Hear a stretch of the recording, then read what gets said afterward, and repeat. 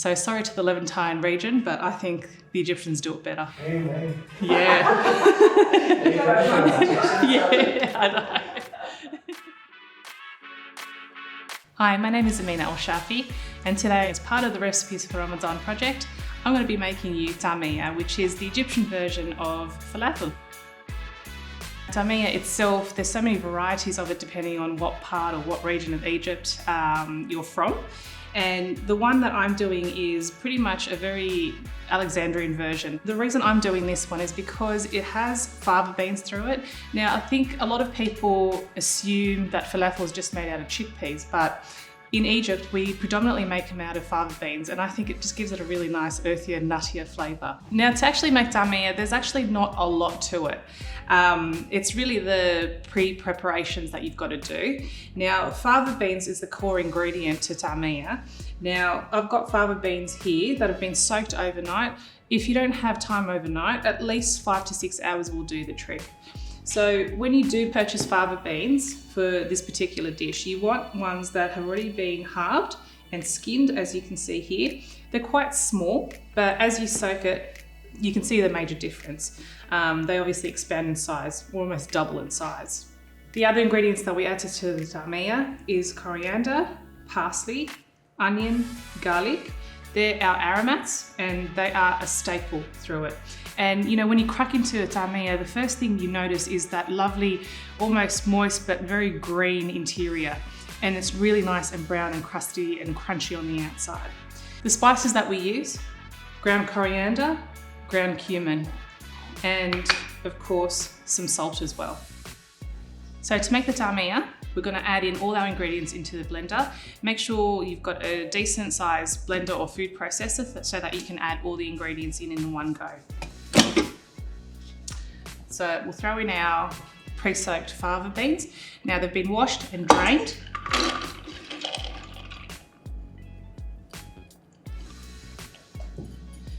We're going to use coriander, and be generous with the coriander. And you just don't use the leaves, use the stems as well. There is so much flavour in the stems.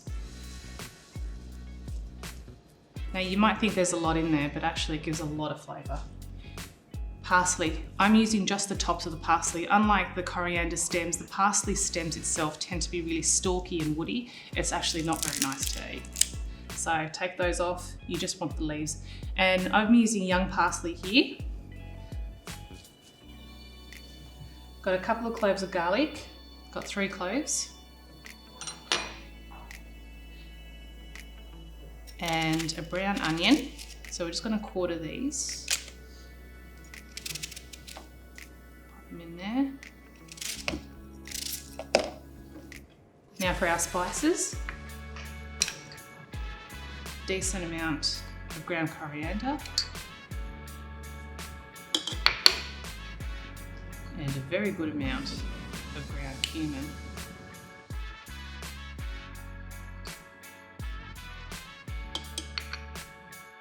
When you use spices, make sure you add in salt, because salt will always heighten spices. So all our ingredients are in the food processor, and off we go.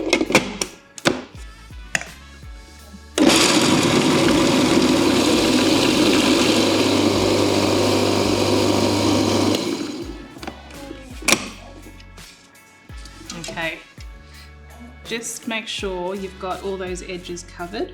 I'm using a spatula like this. All right.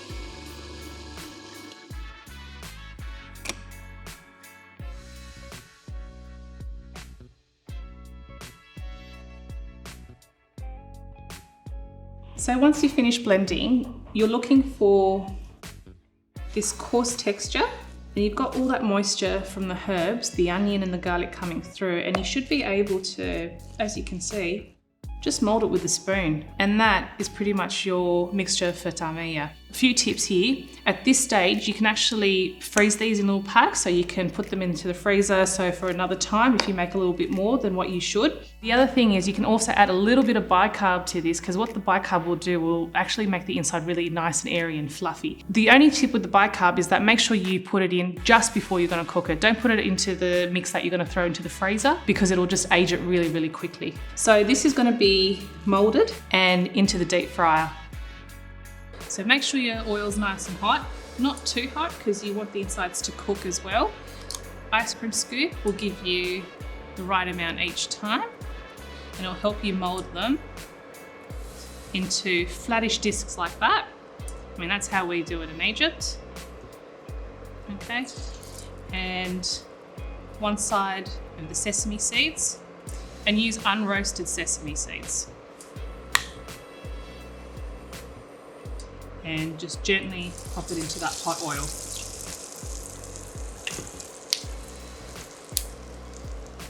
I mean, I love taamiyah from my travels in Egypt. As I mentioned, my dad's Egyptian from Alexandria, and in some parts of Alexandria they either use all the fava beans or they do a mix of fava beans and chickpeas. But the smell of taamiyah in the morning in the streets, and sometimes you get the street carts or the vendors coming around and they drop it off at the bottom of the apartments. You see the ladies dropping down their baskets down the verandas. Oh, there's some pretty good memories. This particular recipe I've picked up along the way, obviously being traveling to Egypt. My grandmother, to be honest, I don't ever recall my grandmother making taamiyah at home. The other tip with any sort of deep frying is don't overcrowd your fryer. It will drop the temperature of the oil.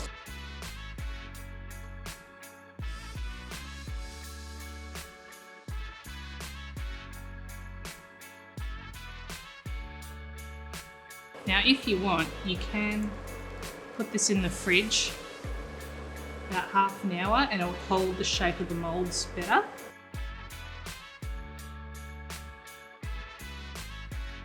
There's some vendors, especially in places like Lebanon, Syria and Jordan, they have a special falafel mold you can buy at Middle Eastern grocers, usually made out of brass. They're pretty nifty because they make these lovely little round falafel molds, and they've got a little press at the base and it just pops out easy and you put it straight into the oil.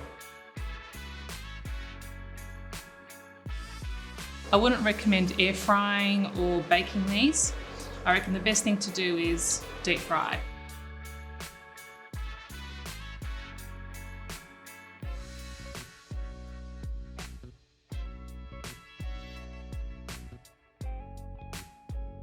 So as you can see, they're really nice and crunchy on the outside, but I want to show you the inside. Break one open.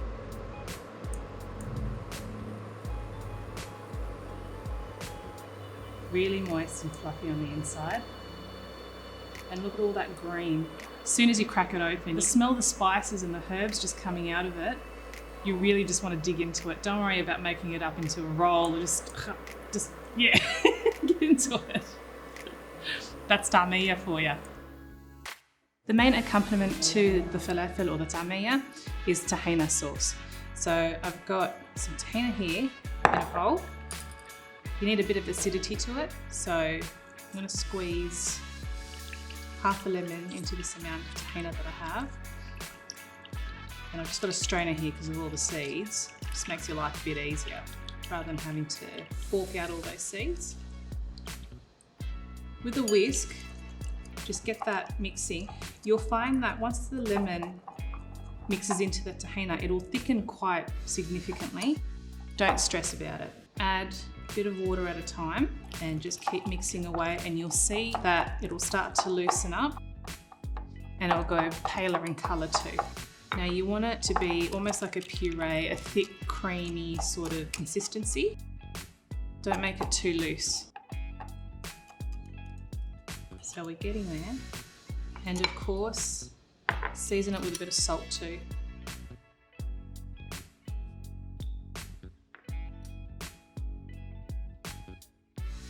That is the consistency that we're after. And you can do this in advance and you can just pop it into the fridge. Just note that the thicker you do it, you leave it into the fridge, it'll actually harden a little bit more. So just make sure that you've got it at a nice consistency before you throw it into the fridge. Now I'm going to show you how to put it all together to serve. So here's the final plate up of Taamiyah with a whole selection of what I like to put on a plate. Veggies, herbs like mint, you can add in your parsley and coriander as well. The side of tahina, that has to go with that, it's just hand in hand.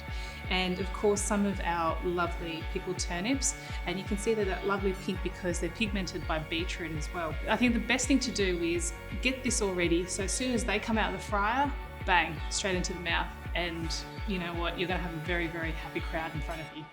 Enjoy.